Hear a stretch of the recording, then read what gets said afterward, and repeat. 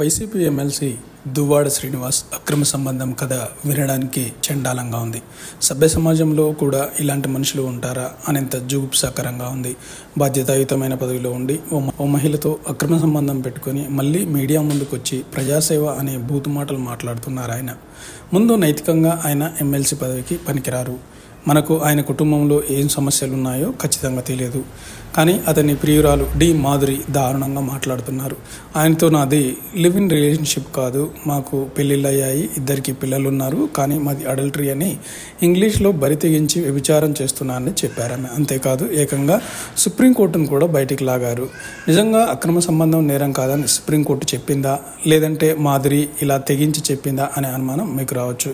కానీ మాధురి చెప్పింది నిజమే. 2018లో పరస్పర అంగీకారంతో చేసే తప్పుడు పనులకు ప్రైవసీకి సంబంధించినవి కాబట్టి అది ఐపీసీ 497కు అప్లై కాదని తేల్చి చెప్పింది.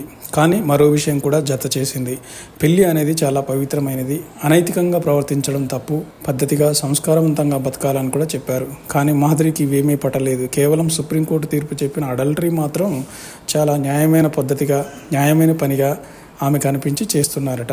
అందుకే ఇంగ్లీష్లో చెప్పారేమో. ఇలాంటి మాధురీలు ఉంటారని లేటెస్ట్గా తీసుకొచ్చిన భారత న్యాయ సంహితలో కేంద్రం ఒక మార్పు చేసింది. భారత సంస్కృతి, పద్ధతులు, సాంప్రదాయాలను నిలబెట్టాలి. వ్యవస్థ నిలబడాలంటే కుటుంబ వ్యవస్థ పరిష్టంగా ఉండాలి. అక్రమ సంబంధాలు అనైతికమని కూడా తెలిసింది. కానీ మాధురి మాత్రం దువ్వాడతో అక్రమ సంబంధం పెట్టుకొని అనైతికం అంటూనే న్యాయమని ఇంగ్లీష్లో చెబుతున్నారు ఆమె.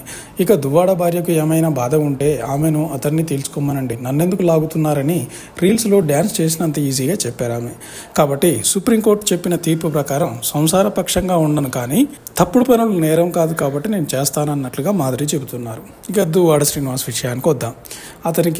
అతని భార్యకి కుటుంబంలో ఎన్ని గొడవలు ఉన్నాయో మనకు తెలియదు. కానీ కూతుర్ను బండబూతులు తిడుతూ కొట్టడానికి వచ్చాడు చూడండి, అప్పుడే అతను మనిషిగా కాదు కదా, ఎమ్మెల్సీగా కూడా అనర్హుడే అని చెప్పొచ్చు. ఇంకా చెప్పాలంటే సమాజంలోనే అతని లాంటి నాయకులు ఉండకూడదు. పైగా ప్రజాసేవ అనే బూతు మాటలు మాట్లాడుతున్నారు ఆయన. మీరు నిజంగా చెప్పండి, ఏ నాయకుడైనా ప్రజాసేవ చేస్తున్నాడా? ఈ రోజులో ప్రజాసేవ చేసే నాయకుడు ఏ పార్టీలోనా ఉన్నాడా?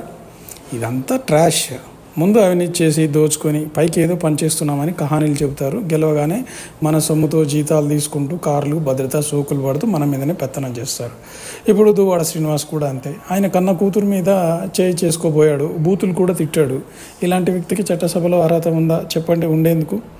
మంచి చెడు గొడవల సంగతి తర్వాత, ముందు కూతురుతో బాధ్యతాయుతంగా ఉండాలి కదా. కూతురు అంటే ఏంటి? ఒక తండ్రి. అది కూడా కూతురు, ఏ కూతురునైనా తండ్రి ఇష్టపడతాడు, ప్రేమగా చూసుకుంటాడు. అలాంటిది నువ్వు ఒక ప్రియురాల కోసం ఇంత దారుణంగా బరితెగించి నువ్వు పోలీసుల ముందే కొట్టడానికి వచ్చావంటే నీ మానసిక స్థితి ఏంటో అర్థమవుతుంది. ఇంకో విషయం ఏంటంటే, ఏ కూతురు కూడా ఇట్లాంటి పరిస్థితి రాకూడదు. మా నాన్న నాకు కావాలి, మా నాన్న వేరే స్త్రీతో ఉంటున్నాడని బయటికి చెప్పుకునేంత పరిస్థితి ఏ కూతురుకు రాకూడదు. పైగా పెళ్ళిడికి వచ్చిన అమ్మాయి మనసు ఎంత బాధ అనిపిస్తుంది. సరే, గొడవలు ఉండొచ్చు, ఇది ఉండొచ్చు, అది ఉండొచ్చు, కానీ కనీసం నువ్వు కూతురు మనసు అయినా గెలుచుకోవాల్సింది.